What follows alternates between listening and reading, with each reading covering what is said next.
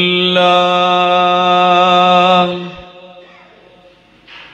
الحمد للہ الذی لا شریک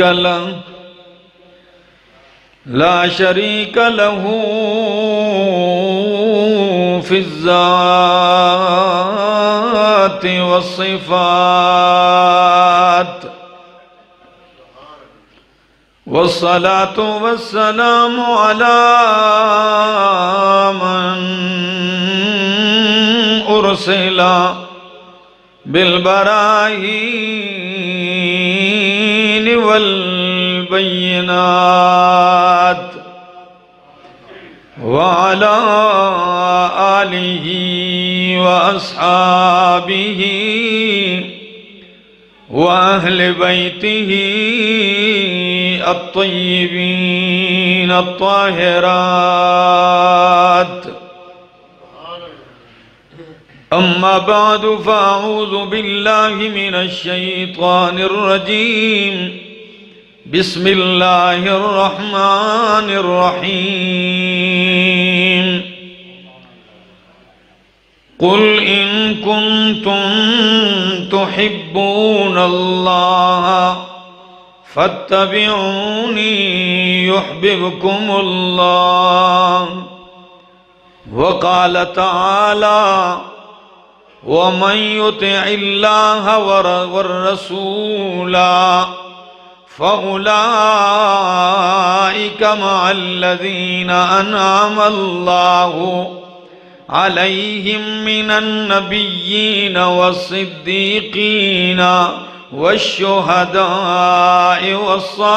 والصالحين وحسن أولئك رفيقا وقال تعالى ورفعنا لك ذكرك وقال النبي صلى الله تعالى عليه وسلم إن الإسلام بدأ غريبا وسيعود غريبا كما بدأ فطوبى للغرباء قيل ومن الغرباء يا رسول الله قال الذين يحيون سنتي ويعلمونها عباد الله وقال النبي صلى الله تعالى عليه وسلم كل أمتي يدخلون الجنة إلا من أبى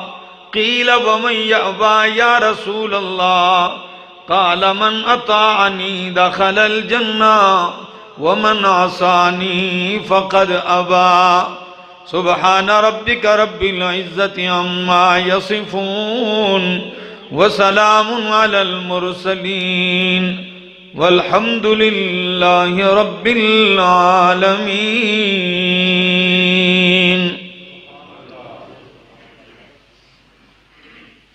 انتہائی قابل عزت، قابل احترام، ذی قدر بزرگوں، بھائیوں، عزیزوں، نوجوان ساتھیوں، السلام علیکم.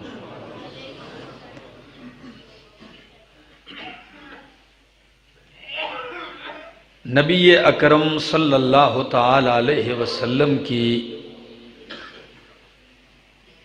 ذات مقدس، آپ کا وجود مطہر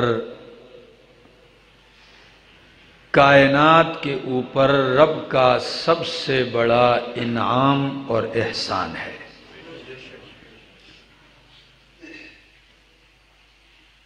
اور یہ وہ انعام اور وہ احسان ہے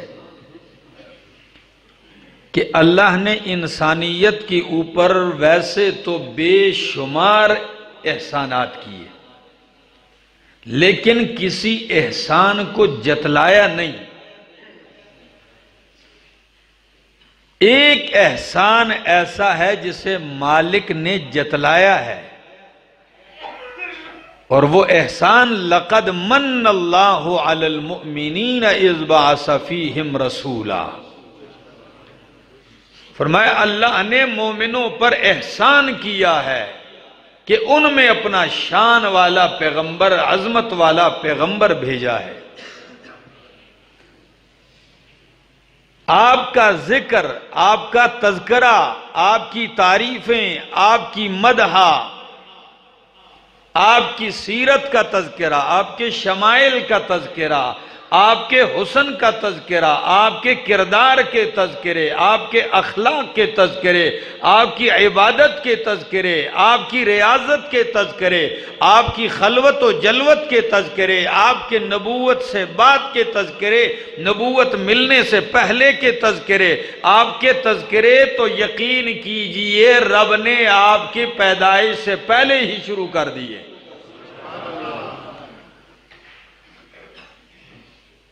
مصیبت اس دور میں یہ ہے کہ کوئی بندہ اپنا دماغ موبائل پہ تو صرف کرتا ہے اس کو سمجھنے کے لیے، گاڑی سمجھنے کے لیے اس پہ دماغ صرف کرتا ہے، ایک ڈاکٹر بننے کے لیے تو دماغ استعمال کرتا ہے، ایک چھوٹا سا مکان بنانے کے لیے تو اپنا دماغ کھپاتا ہے، لیکن دین سمجھنے کے لیے کوئی اپنا دماغ استعمال ہی نہیں کرتا۔ دین کے معاملے میں سارے بس کوئی دماغ نہیں استعمال کر رہا کہ بھائی جو میں سن رہا ہوں آیا یہ دین ہے کہ نہیں ہے، جو میرے سامنے دین بنا کر پیش کیا جا رہا ہے کیا یہ واقعی میرے محمد کا لایا ہوا دین ہے یا ویسے ہی لیبل لگا ہوا ہے۔ لیے جا رہے ہیں، ہر معاملے میں سیانے ہوتے ہیں، 5 روپے جہاں لگتے ہیں نا تو ٹماٹر لینے کے لیے بھی 10 دکانیں چھانتا ہے۔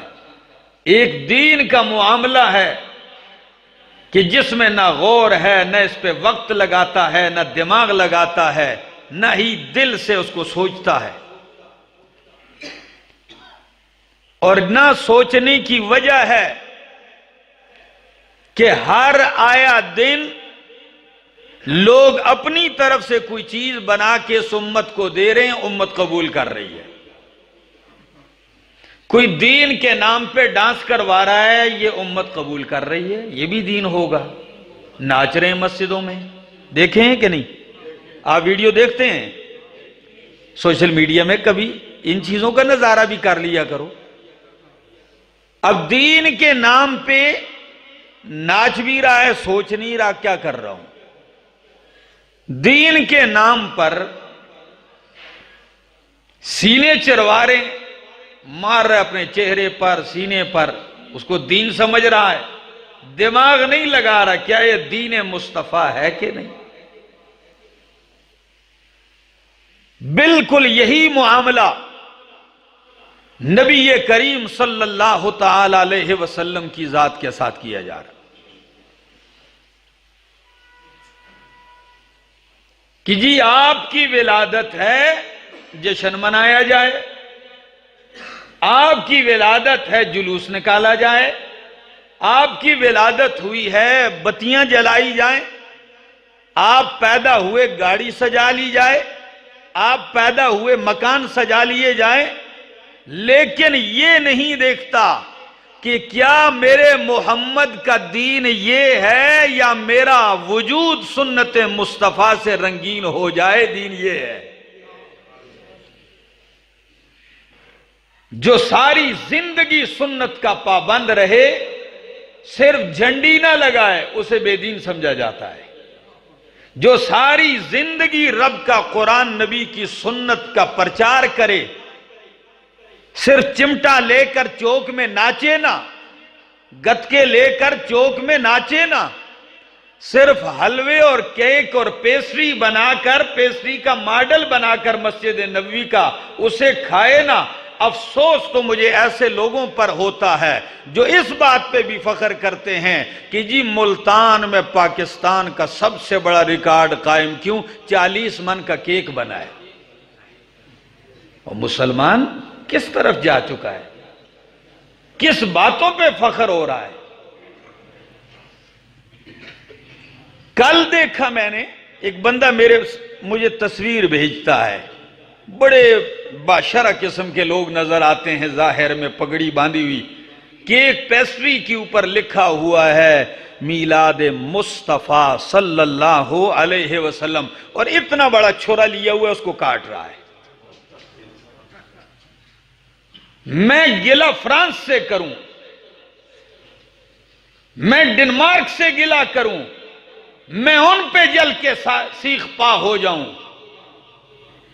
میرا عاشق رسول کہلانے والا، دعوی محبت میں ساری دنیا سے آگے بڑھنے والا، وہ میرے نبی کا نام کیک پہ لکھ کے آرے سے کاٹے، وہ نبی کا نام لکھ کے چھری چلائے اوپر، وہ مسجد نبوی کا ماڈل صبح سے تیار کرے، دوپہر کے بعد چوک میں اسے سارا مسجد نبوی بھی کھا جائے، کعبہ پورے کا پورا کھا جائے، میں ان سے کیا گلے کروں؟ میں تو حیران ہوں اس قوم کو کون سمجھائے گا؟ اور اگر کوئی رد کرے، کہتے ہیں جی بادشاہ و نبی کا تذکرہ ہوتا ہے یہ خوش نہیں ہوتے، جی ہم نبی کا تذکرہ کرتے ہیں سال میں ایک دن۔ میں نے کہا یہی تو میرے اور آپ کے اندر فرق ہے کہ تو نبی کے تذکرے کے لیے سال میں ایک دن کا انتخاب کرتا ہے، اور میں نبی کا تذکرہ سال کے ہر دن نہ کروں تو میں مسلمان نہیں سمجھتا اپنے آپ کو۔ نبی کی ذات کو ایک دن میں بند کر دینا، محدود کر دینا، آپ کا تذکرہ ایک دن میں لا کے بند کر دینا، یہ کوئی محبت نہیں ہے، بلا وہ ہستی وہ تیرے ایک دن کی محتاج نہیں ہے جن کے بارے میں رب نے کہہ دیا وَرَفَعْنَا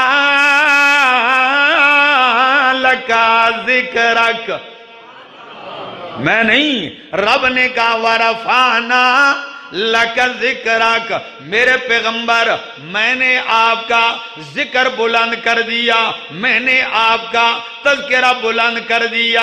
آپ کا تذکرہ یہ ایک دن کا پابند نہیں، رب محمد کی قسم ہے میرے محمد دنیا میں آئے نہیں، آپ کا تذکرہ عالم ارواح میں، آپ کا تذکرہ سارے نبیوں کی زبانوں پر، کبھی موسیٰ کلیم اللہ کی بشارتوں دعاؤں میں، کبھی خلیل اللہ کی دعاؤں میں، کلیم اللہ کی تقریروں میں، عیسیٰ علیہ السلام کی بشارتوں میں آپ کے تذکرے ہیں، تورات میں، انجیل میں، زبور میں آپ کے تذکرے ہیں۔ آپ کے تذکرے کو ایک دن کے ساتھ نہیں جوڑا، بلکہ نبی پوچھتے ہیں جبریل کیا مطلب ہے آیت کا؟ میں نے آپ کا ذکر بلند کر دیا، میں نے آپ کا تذکرہ بلند کر دیا، آیت کا مطلب کیا ہے؟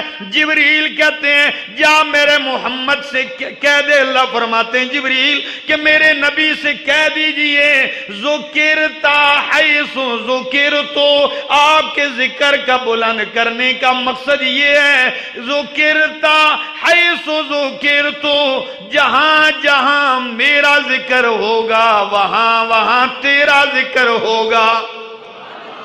مکبر کی تکبیر میں، مؤذن کی اذانوں میں، نماز میں، کلمے میں، جنازے میں، تلاوت میں، اذان میں، جہاں جہاں، بلکہ کہہ دیا میں رب العالمین ہوں، تو رحمت للعالمین ہے، جن جن کا میں رب ہوں ان کا تو نبی ہے۔ آپ کے تذکرے کو کوئی ایک دن میں کیسے محدود کر سکتا ہے؟ بات یہ نہیں کہ نبی کی ولادت پہ کون خوش ہے، جو خوش نہیں وہ مسلمان نہیں ہے۔ فرق یہ ہے، سر سمجھنے کی بات، فرق یہ ہے کہ میں پوچھتا ہوں آپ کو خوشی نبی کی ہے یا اس دن کی ہے؟ بات سمجھنے کی ہے، ذرا دماغ استعمال کیجیے۔ خوشی آپ کو نبی کی ہے یا اس دن کی ہے؟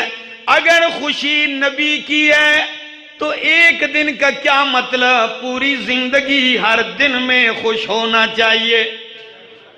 نبی کی آمد پر آپ کو ہر دن خوش رہنا چاہیے کہ شکر ہے آئے، ٹھیک؟ اور اگر آپ کہتے ہیں خوشی نبی کی نہیں اس دن کی ہے، تو پھر اس دن میں کیسے خوش؟ جس دن میں آپ پیدا ہوئے اسی دن میں وفات بھی ہے۔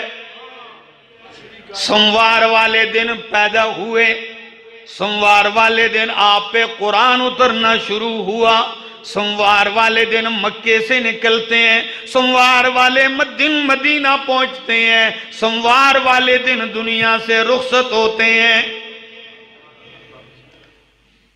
یہ ساری باتیں سوموار ہیں۔ تو پھر جس دن ولادت تو اسی دن وفات بھی ہے۔ تو مولوی تو چپ نہیں ہوتا نا، بڑا سیاںا ہوتا ہے نا۔ باقی لوگ مان جاتے ہیں مولوی بڑا سیاںا ہے، مولوی عام باشد کے چپ نہ شود۔ کسی نے کہا حضرت یہ تو وفات کا دن بھی ہے، تو پھر غم منانا، نبی کی وفات پہ خوشی منانا کیسے ہے؟ تو ایک سیاںا کہتا ہے غم وہ منائیں جو کہتے ہیں کہ فوت ہو گئے، نبی پہ فوت ہوئے ہی نہیں ہے، نبی فوت ہوئے ہی نہیں۔ واہ بھائی واہ!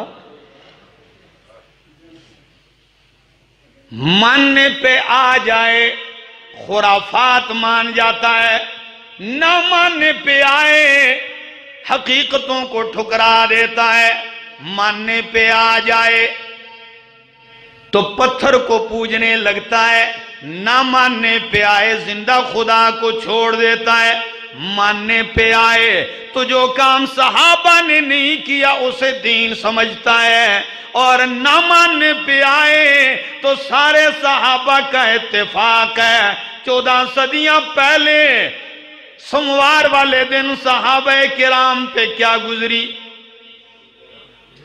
صحابہ کے اوپر کیا کیفیت تھی۔ پھر ہم کہیں گے کہ صحابہ غمگین ہوں تو ہوں، ہم نہیں ہوں گے؟ میرے دوست سمجھیے کچھ، مجھے دکھ اس بات کا ہے، اور یہ بھی آپ کو بتا دوں کہ آج تک آپ جتنی بھی تقریریں سنیں گے، آج جا کے دیکھ لینا، کوئی کہے گا یہ بدعت تو ہے مگر بدعت حسنہ ہے۔ کیا؟ 200 مولوی، اس دن ہمارے ایک عالم بیان کر رہے تھے، کہتے ہیں کہ 200 مولویوں کی کتابیں میں نے ان کی دیکھی ہیں، وہ کیا کہتے ہیں کہ ہے میلاد کا جشن منانا، جلوس نکالنا ہے تو بدعت، مگر کون سی بدعت؟ بدعت حسنہ۔ میں نے کہا جی بات ہے، بدعت بھی اور ساتھ حسنہ بھی۔ حسنہ کا مطلب کیا ہے؟ چنگی بدعت۔ کیا؟ چنگی بدعت، سونی بدعت۔ بس ہم آپ کو پھر سنی نہیں کہیں گے، چنگے بدعتی، سونے بدعتی، ٹھیک ہے بھائی؟ بدعت بھی کہتے ہیں اور ساتھ۔ آئیے نبی سے پوچھتے ہیں، اللہ کے پاک پیغمبر صلی اللہ علیہ وسلم فرماتے ہیں کل بدعت ضلالہ وکل ضلالۃ فی النار۔ کل بدعت، ہری پور والو اتنا معنی تو آپ بھی عربی کا جانتے ہیں، کل بدعت کا معنی کیا ہے جی؟ ہر بدعت ضلالہ، گمراہی ہے۔ نبی کہتے ہیں ہر بدعت گمراہی ہے۔ یہ سیاںا اٹھ کے کہتا نہیں بعض بدعتاں چنگیاں بھی ہیں۔ پھر اس کا دعویٰ ہم کیسے مانیں محبت کا؟ کل بدعت ضلالہ وکل ضلالۃ فی النار، ہر بدعت گمراہی ہے۔ یہ کہتا ہے بدعت حسنہ۔ میں کہتا ہوں رب کا قرآن سن تجھے پتہ چل جائے گا۔ قرآن کہتا ہے او سادیا، بدعت حسنہ نہیں ہوتی، حسنہ ہے تو میرے محمد کا اسوہ حسنہ ہے۔ حسنہ کیا ہے؟ نبی کا اسوہ حسنہ ہے. لقد کان لکم فی رسول اللہ اسوۃ حسنہ. لقد کان لکم فی رسول اللہ اسوۃ حسنہ. نبی کی زندگی میں، نبی کی زندگی تمہارے لیے اسوہ حسنہ ہے. حسنہ نبی کے وجود سے نکلنے والا عمل حسنہ ہے. نبی کی زبان سے نکلنے والا جملہ حسنہ ہے. نبی کے وجود کے ساتھ تعلق رکھنے والی چیز حسنہ ہے. بدعت کبھی حسنہ نہیں ہو سکتی. مجدد الفسانی رحمہ اللہ اپنے مکتوبات میں فرماتے ہیں کہ ہیچ بدعت را حسنہ نہ دیدم. کہتے ہیں بہت میں نے دیکھا، مجھے آج تک بدعت کوئی حسنہ نظر نہیں آئی. کہ بدعت بھی ہو اور حسنہ بھی ہو. ایک تو یہ طبقہ ہوا. دوسرا طبقہ کہتا ہے جی یہ مستحب ہے. کیا؟ تو سچ بتاؤ بدعت مستحب بھی ہو سکتی ہے؟ اچھا، یہ دوسرا طبقہ. تیسرا طبقہ ایک بڑا سیاںا آ گیا، وہ کہتا ہے نبی میلاد منانا، جشن منانا یہ نبی کی سنت ہے. اتنی باتیں کیوں ہیں؟ اس لیے کہ یہ کام صحابہ نے، اگر صحابہ کی جماعت کر دیتی تو یہ اتنے مختلف قول کٹورے نہ ہوتے. ہاں، کیوں کوئی کیا کہہ رہا ہے. اور دلیل، دکھ تو یہ ہوتا ہے، دلیل یہ دیتا ہے کہ یہ نبی نے اپنا میلاد منایا. عن انس ان النبی صلی اللہ علیہ وسلم حق عن نفسہ بعد النبوہ، کہ نبی علیہ السلام نے نبوت ملنے کے بعد عقیقہ کیا. کیا کیا؟ عقیقہ کیا. اس روایت کو لے کر سنن کبریٰ کی روایت ہے. سنن کبریٰ کا حوالہ دیا، حافظ ابن حجر اسقلانی کی کتاب فتح الباری کا حوالہ دیا، اور حافظ ابن حجر اسقلانی کی کتاب تہذیب التہذیب کا حوالہ دیا، تقریب التہذیب کا حوالہ دیا.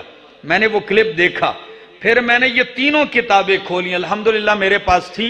میں نے تینوں کھولی. میں نے کہا بھائی دیکھیں تو صحیح، اتنی مستند کتابوں کے حوالے جو مولانا دے رہے ہیں. تو جب میں نے کتاب کھولی پہلی امام بہقی کی سنن کبریٰ، بالکل روایت موجود تھی، لیکن مرضی کا میٹھا میٹھا ہڑپ اور کڑوا کڑوا تھو کر گیا. ساری روایت لکھی. امام بہقی لکھتے ہیں منکرن، یہ روایت سرے سے منکر ہے. کیا ہے؟ یہ منکر ہے. اچھا، میں نے کہا دوسری کتاب دیکھ لیتے ہیں. فتح الباری میں حافظ ابن حجر اسقلانی رحمہ اللہ اسی روایت کو لے کر آخر میں لکھتے ہیں باطل لا یثبت، یہ باطل ہے، سرے سے ثابت ہی کوئی نہیں. بالکل بعین ہی مولوی وہ کام کر رہا ہے جو آج سے 14 صدیاں پہلے یہودی کرتا تھا. آدھی بات پہ انگلی رکھ دیتا اور آگے پیچھے پڑتا تھا.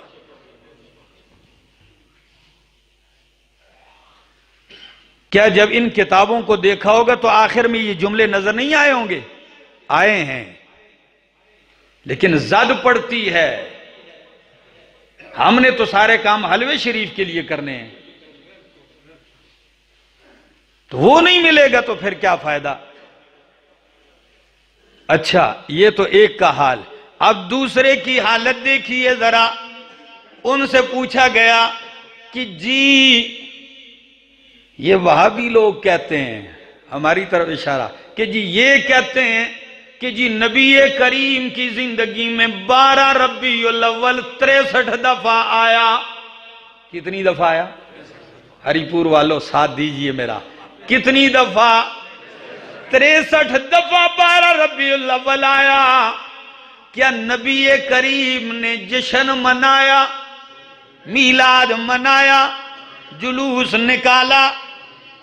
تو جواب سنیے، اچھے بھلے چینل پر بیٹھ کر یہ امت کو سکھایا جا رہا ہے کہ کہتا ہے جی اچھا 63 دفعہ نہیں، سال کی بات چھوڑو، کہتے ہیں جی نبی کریم نے ہفتے میں 4 دفعہ میلاد منایا۔ مہینے میں کتنی دفعہ؟ مہینے میں 4 دفعہ میلاد منایا۔ میں نے کہا اب ذرا دیکھتا ہوں دلیل۔ جی دلیل مسلم کی حدیث پیش کی۔ آپ کو انصاف کی دعوت دیتا ہوں اور دعوت فکر دیتا ہوں۔ مسلم کی حدیث پیش کی کہ جی نبی کریم ہر سوموار کو روزہ رکھتے تھے۔ دلیل کیا؟ نبی کریم ہر سوموار کو روزہ رکھتے۔ صحابہ نے پوچھا یا رسول اللہ آپ سوموار والے دن روزہ رکھتے ہیں، کیا وجہ ہے؟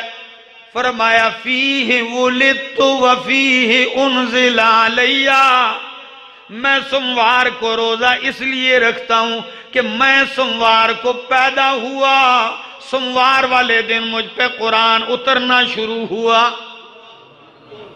یہ دلیل پیش کی کہ نبی کریم سال میں نہیں مہینے میں 4 دفعہ، کیونکہ مہینے میں 4 ہفتے آتے ہیں تو سوموار 4 دفعہ آتا ہے، تو 4 دن مہینے میں آپ میلاد مناتے تھے۔ اچھا، میں نے کہا او میرا دوست خدا را ظلم نہ کر، تو اگر ملاوٹ کرتا بھی ہے تو انشاءاللہ ملاوٹ سے پاک دین پیش کرنے والے بھی زندہ ہیں ابھی۔ اب میرا دوست توجہ کر اس حدیث کی طرف۔ سوموار والے دن اللہ کے نبی روزہ رکھتے تھے۔ سچ بتاؤ آج روزہ رکھا جائے گا کہ یا کیک کاٹے جائیں گے؟ جی دلیل نبی نے روزہ رکھا تھا، اور یہ کیا کریں گے؟ جی یہ کیک کاٹیں گے، بریانیاں تقسیم ہوں گی، لڈو تقسیم ہوں گے۔ دلیل کیا؟ نبی نے روزہ رکھا تھا، میلاد منایا۔ کوئی جوڑ ہے؟ کیا جوڑ ہے؟ اچھا دوسری بات، نبی نے روزہ رکھا میں مانتا ہوں، تو آپ ہر سوموار کو روزہ رکھنے کی دعوت کیوں نہیں دیتے؟ جی خدا کے بندو اس امت کو کس ڈگر پہ چلا رہے ہو؟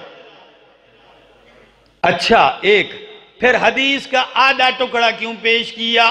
اگر نبی سوموار کو روزہ رکھتے ہیں اور تیرا جشن ثابت ہو جاتا ہے تو نبی نے تو روزے رکھنے کی دوسری وجہ بھی بتائی ہے کہ میں نے روزہ اس لیے رکھا کہ اس دن مجھ پہ قرآن اترنا شروع ہوا۔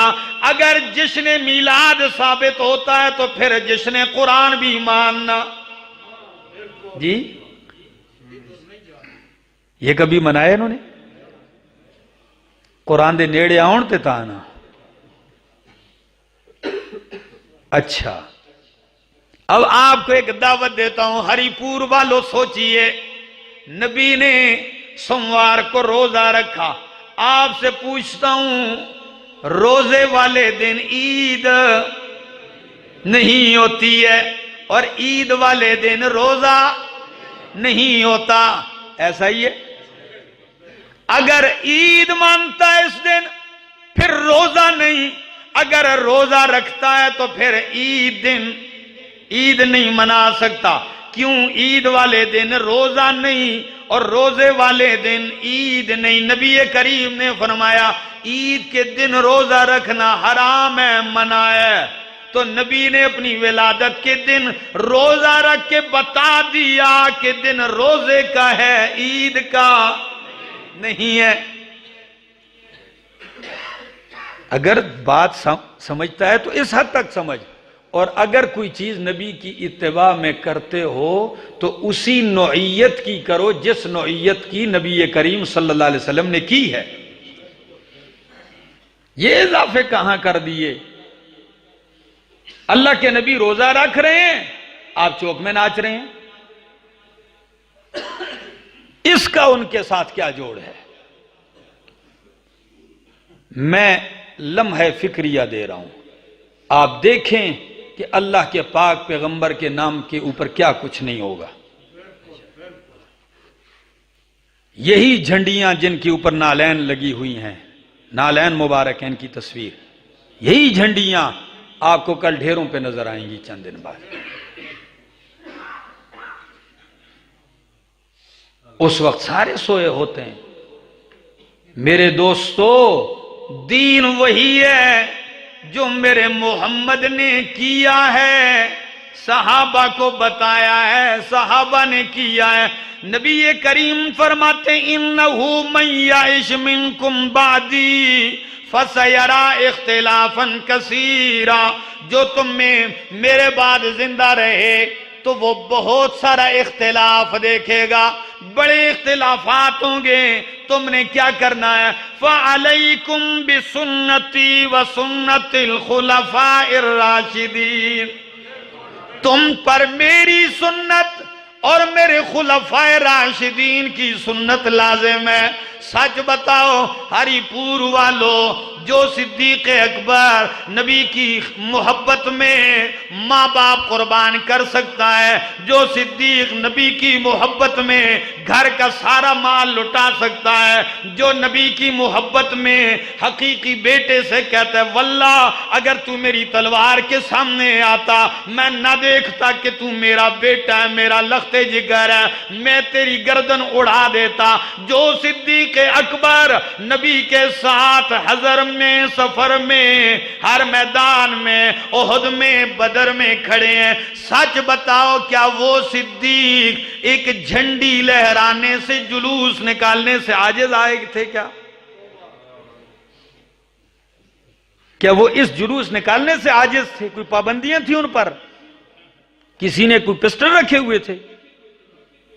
پھر کیوں نہیں نکلا؟ ہاں آج سن لیجئے کب نکلا ہے۔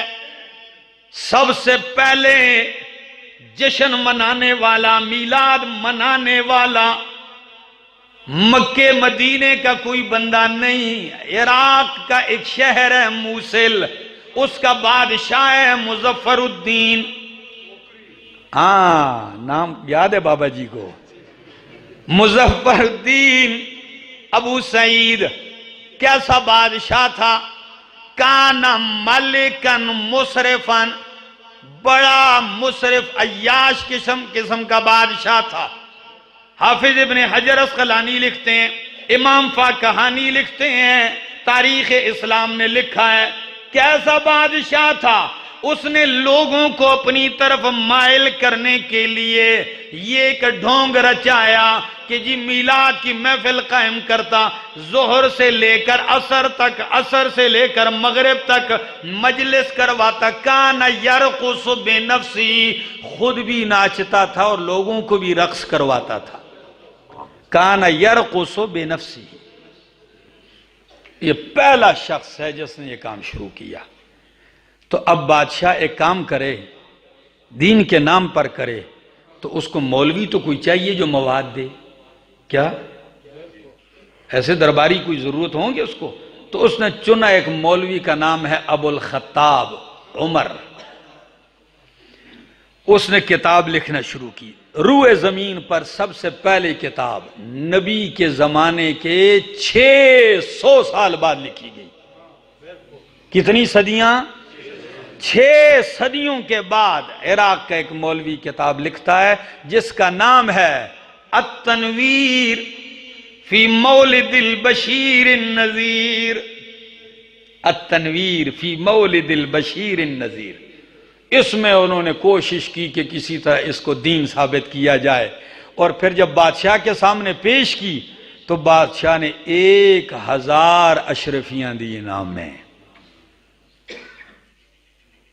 میرے دوستو، جس عمل سے نبی کے بعد 6 صدیاں خالی رہیں، 6 صدیوں بعد وجود میں آنے والا کام نبی کا دین نہیں ہو سکتا، یہ ماننا پڑے گا آپ کو۔ اور پھر آپ آج تک سنتے آئے تھے کہ یہ جتنے بھی بزرگ ہیں ان کو یاد ہوگا، لوگ اس کو کہتے تھے 12 وفات۔ یہی نام ہوتے تھے جو تھوڑے سے عرصے تک. تو اب اس نام کو ختم کر کے جشن، عید، میلاد النبی، پھر جلوس، یہ اتنی کڑیاں ملا کر یہاں تک پہنچایا گیا. اب دیکھیے ہر سال، چونکہ یہ ایک شاہی بدعت ہے. کیسے شاہی بدعت؟ اس لیے کہ حکمرانوں کی سرپرستی حاصل ہے. حکمران کبھی بھی اس کام کی سرپرستی نہیں کریں گے کہ آؤ سارے مل کے سرپرستی کرتے ہیں، قرآن کا درس ہو، آؤ سارے مل کے سرپرستی کرتے ہیں، پاکستان ٹیلی ویژن کے اوپر قرآن کی تفسیر شروع ہو، درس قرآن شروع ہو، درس حدیث شروع ہو. یہ اس کام کی سرپرستی نہیں. سرپرستی ہوگی تو ایسے کاموں کی جو دین نہ ہو اور اس پر لبادہ دین کا اوڑھ دیا جائے. صرف لوگوں کو بتانے کے لیے کہ بھائی ہم سب سے زیادہ عاشق رسول ہیں. میرے دوستو، دین رہے گا انشاءاللہ. کسی کے ٹانکے اور تھگڑیاں لگانے سے دین بڑھے گا نہیں. کیا دین مکمل ہے، نہ اس میں اضافہ ہے نہ اس میں کمی ہو سکتی ہے. عجیب بات بتاؤں، عیدگاہ ہے، نماز کھڑی ہونے کو کچھ وقت باقی ہے. ایک شخص آیا عیدگاہ میں، نفل نیت لیا بڑی عاجزی کے ساتھ. ٹھیک ہے، حضرت علی رضی اللہ تعالیٰ فرماتے ہیں منع کرو اس کو، یار روکو اس کو. منع کیا، نہیں ہوا. شیر خدا خود اٹھتے ہیں، اس کو ایسا دھکا دے کے وہ پیچھے گرا دیتے ہیں. توڑوا دی نماز. وہ غصے میں اٹھ کے کہتا ہے ایعذبنی اللہ بالصلاۃ. کون سا میں نے کفر کیا؟ نماز ہی تو پڑھ رہا تھا. کیا رب مجھے عذاب دے گا نماز پر؟ انہوں نے فرمایا سن، رب نماز پہ تو عذاب نہیں، لیکن نبی کے طریقے کے خلاف پڑے گا تو پھر بھی سزا ملے گی. اس لیے رب کو وہ سجدہ بھی منظور نہیں جو نبی کے طریقے کے خلاف ہو. باقی چیزوں کی تو بات ہی الگ ہے. مسجد میں صرف اتنا کام شروع ہوا تھا. گیٹیاں رکھی گئیں، کنکریاں، ریٹھے، کھجور کی گٹھلیاں، بورے رکھے. اس پہ کیا پڑھتے تھے؟ ذکر، سبحان اللہ، سبحان اللہ، الحمدللہ، لا الہ الا اللہ، تسبیحات جاری ہیں.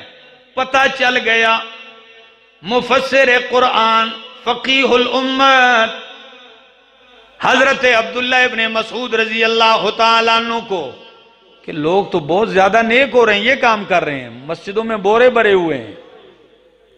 پہلے زور سے کوئی کہتا ہے سبحان اللہ تو سارے سبحان اللہ کے تروڑے خالی ہوتے ہیں. پھر کہتے ہیں بس، پھر الحمدللہ شروع ہو جاتا ہے. سیدھے آ گئے مسجد میں، ایسے کھڑے ہو گئے چوکاش پکڑ کے مسجد کے دروازے پہ. کیا کہتے ہیں؟ من عرفنی فقد عرفنی. تم میں جو مجھے جانتا ہے وہ تو جانتا ہے، اور جو نہیں جانتا وہ جان لے کہ میں عبداللہ ابن مسعود ہوں. کون سا ابن مسعود؟ صاحب النعلین والوسادہ. نبی کے جوتے میں اٹھایا کرتا تھا، نبی کریم کی مسواک میرے ہاتھ میں ہوا کرتی تھی، نبی کریم کے لیے تکیہ میں رکھا کرتا تھا. اتنی قربت مجھے حاصل ہے. سن لو، اللہ کی قسم ہے، ابھی نبی کریم کی وفات کو اتنا عرصہ بھی نہیں گزرا، ابھی صحابہ زندہ ہیں. اور وَلَقَدْ جِئْتُمْ بِبِدْعَةٍ ظَلْمَةٍ. یہ سیاہ اور اندھیر بدعت تم نے کہاں سے نکال لی؟ اور پھر کنکریاں اٹھائیں اور ان کو مارنا شروع کر دیا، مسجد سے نکال دیا. کیا آج اگر کوئی ایسے کر دے پورا ملک کھڑا ہو جائے گا، یہ مسجد سے نکال دیا، ظلم ہو گیا. بھئی مسجد سے نہیں، مسجد میں اس عمل کے اوپر اتنی شدید تنکیر. اور آج کیا ہو رہا ہے؟ پھر اس کو دین پیش بنایا جا رہا ہے. میرے دوستو، اللہ سے دعا ہے اللہ عمل کی توفیق عطا فرمائے. میرے دوستو، لمحہ فکریہ ہے، خدا کے لیے آئیے. نبی کریم سے محبت کا تقاضا یہ ہے کہ اطاعت کی جائے. نبی سے محبت کا تقاضا یہ ہے ان پہ غیرت کی جائے، نبی سے محبت کا تقاضا یہ ہے ان کا دفاع کیا جائے، نبی سے محبت کا تقاضا یہ ہے کہ آپ کو حکم اور فیصل مانا جائے اپنے جھگڑوں میں، نبی سے محبت کا تقاضا یہ ہے کہ ان پہ درود پڑھا جائے، کثرت سے درود پڑھا جائے۔ رب محمد کی قسم ہے، نبی کی شان ہی نرالی ہے۔ قرآن کہتا ہے ان اللہ و ملائکتہ یصلون علی النبی۔ علماء بیٹھے ہیں، میرے اس جملے سے استدلال لکھ، ان اللہ و ملائکتہ یصلون، بے شک اللہ خود، اللہ اور اس کے فرشتے، یصلون ماضی بھی نہیں، مضارع ہے، صیغہ کس کا ہے؟ گرامر کے لحاظ سے مضارع کا صیغہ ہے۔ مضارع میں تجدد ہوتا ہے، حدوث ہوتا ہے۔ مطلب کیا ہے کہ ایک دفعہ نہیں، اللہ اپنے نبی پر درود پڑھتے رہتے ہیں۔ پڑھا نہیں صرف، کیا؟ ہاں، اور جب درود صلات کی نسبت اللہ کی طرف ہو تو معنی ہوتا ہے ثنا، حمد۔ کیا مطلب؟ یعنی اللہ اپنے نبی کی تعریف کرتے رہتے ہیں فرشتوں کے سامنے، اور کوئی تعریف کر کے نہ حق ادا کر سکتا ہے نہ مکمل کر سکتا ہے۔ نام ہی میرے نبی کا ایسا ہے، جب مدینے کے یہودی اور مکے کے مشرک نبی کریم کو غصے کی وجہ سے کہتے تھے مزمم۔ کیا لفظ کہتے تھے؟ مزمم کا معنی ہوتا ہے وہ بندہ جس کی مذمت کی گئی ہو، تکلیف تھی نا ان کو، تو وہ مزمم کہہ کے گالیاں دیتے تھے، مزمم کہہ کے لان تان کرتے۔ لیکن میرے سامنے حدیث ہے، نبی کریم کیا فرماتے ہیں؟ الا تعجبون، او میرے ساتھیو، میرے وفادارو، کیا تم تعجب نہیں کرتے ہو رب کی اس شان پر؟ کیفا یصرف اللہ عنی شتم قریش ولعنہم، اللہ نے قریشیوں کی لعنت اور ان کی گالیاں مجھ سے پھیر دی ہیں، کیوں؟ یشتمون مزممان ویلعنون مزممان، وہ لعنت کرتے ہیں مزمم پر، گالیاں مزمم کو دیتے ہیں، اور میں مزمم نہیں، میں محمد ہوں۔ کیا دیکھتے نہیں ہو؟ وہ محمد کہہ کے گالی نہیں دیتے، کیا کہتے ہیں؟ مزمم۔ یہ رب کی ایک شان ہے، اللہ نے پھیر دیا ہے، وہ گالیاں مزمم کو دیتے رہے، میں مزمم نہیں، میں محمد ہوں۔ اور محمد کس ذات کو کہتے ہیں؟ محمد الذی یحمد مرتن بعد مرہ۔ دل کرتا ہے بس نہ کروں، تھکے تو نہیں ہے نا؟ جی بولتا ہوں، سنیے، محمد کا معنی کیا ہے؟ محمد الذی یحمد مرتن بعد مرہ، محمد اس ذات کو کہتے ہیں جس کی تعریف در تعریف کی جائے اور تعریف ختم نہ ہو تو محمد بنتا ہے۔ نبی تعریف کریں، ولی تعریف کریں، صحابہ تعریف کریں، اپنے تعریف کریں، عالم ارواح میں تعریف ہو، تورات میں تعریف، انجیل میں تعریف، زبور میں تعریف، صحیفوں میں تعریف، کبھی نوح علیہ السلام کے تذکروں میں تعریف، خلیل اللہ کی دعاؤں میں تعریف، کلیم اللہ کے تذکروں میں تعریف ہے، عیسیٰ روح اللہ کی بشارتوں میں تعریف ہے۔ تعریف ختم نہ ہو تو محمد بنتا ہے۔ اللہ کتنا عظیم نام ہے۔ انشاءاللہ اگر کبھی موقع ملا صرف نبی کریم کے اسم محمد کے اوپر گفتگو کروں گا کہ صرف ایک نام کا کتنا کمال ہے، اس ہستی کے تذکرے۔ اور یہ بھی بتا لوں کہ عالم دنیا سن لے، یہ کوئی نہیں کر سکتا محمد عربی کے خاکے بنانے والے خاک میں مل جائیں گے، میرے نبی کی شان نمایاں ہوتی رہے گی۔ خاکے والے خاک میں مل جائیں گے، لیکن نبی کی عظمت کو وہ نیچے نہیں کر سکتے۔ ہاں یہ دور ہے، اس میں مسلمانوں کی غیرت کو للکارا جا رہا ہے، دیکھا جا رہا ہے کہ مسلمان کی غیرت کتنی ہے۔ صرف نبی کے نام پہ حلوے کی دیگ میں ہی چھلانگے لگاتا ہے، یا صرف نبی سے محبت کے لیے کیک کے گرد طواف کرتا ہے، یا کوئی اور بھی غیرت دکھا سکتا ہے؟ اگر وہ خاکہ بنا سکتے ہیں تو مسلمان ایسے خاکے بنانے والوں کو خاک میں بھی ملا سکتے ہیں۔ اس کے لیے غیرت ایمانی چاہیے۔ میں تو کبھی کبھی مجھے افسوس ہوتا ہے کہ روزانہ اشتہار چلتے ہیں، جی فرانس کی مصنوعات کا بائیکاٹ کیجیے، اور میں کہتا ہوں بھائی یہ بھی کوئی بات ہے؟ مسلمان اس حد تک نیچے جا چکا ہے کہ اس کا آخری احتجاج کا درجہ کیا ہے؟ مصنوعات سے بائیکاٹ۔ مسلمان تیری شان تو وہ تھی، تیری عظمت تو وہ تھی، شخص آیا حضرت امیر معاویہ رضی اللہ تعالیٰ عنہ کے پاس، کہنے لگا آپ بادشاہ ہیں؟ فرمایا ہاں۔ خلیفہ ہیں؟ جی ہاں۔ مجھے فلاں ملک کے اندر روم کے فوجی سپہ سالار نے مجھے تماچا مارا ہے، آپ بدلہ لے سکتے ہیں؟ فرمایا بدلہ لے سکتا نہیں، دکھاؤں گا۔ بندے بھیج دیے، فرمایا کسی کے اندر جرت ہے جائے اس بندے کو پکڑ کے میرے سامنے لے آئے، تاکہ پتہ چلے کہ ہم اپنے مسلمان پہ غیرت کر سکتے ہیں۔